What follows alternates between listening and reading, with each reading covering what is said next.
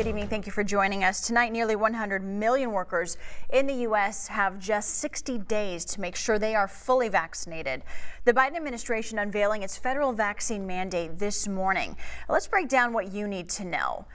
The new rule kicks in starting January 4th. It applies to healthcare workers and businesses with 100 or more employees. Businesses that don't comply with the mandate could be fined up to $14,000 per infraction. Hospitals could lose access to Medicare and Medicaid dollars for not enforcing the rule. So what if a worker doesn't want to be vaccinated? There are a couple of options for you. Private businesses will be allowed to offer weekly testing for workers in lieu of them getting the shot. However, that won't be offered to healthcare workers, federal workers, and contractors. Unvaccinated employees will still be required to wear a mask at all times.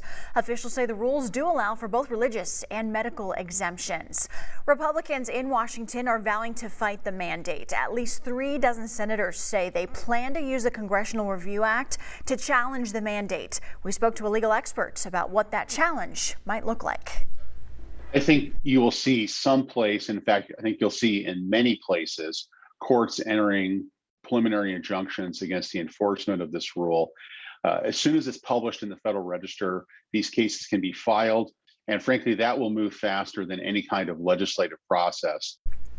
Federal lawmakers aren't the only people vowing to fight President Biden's mandate. Governor Reynolds says she will too. In a statement, the governor says, quote, "I believe the vaccine is the best defense against COVID-19, but I also firmly believe in Iowans' right to make healthcare decisions based on what's best for themselves and their families. And I remain committed to protecting those freedoms."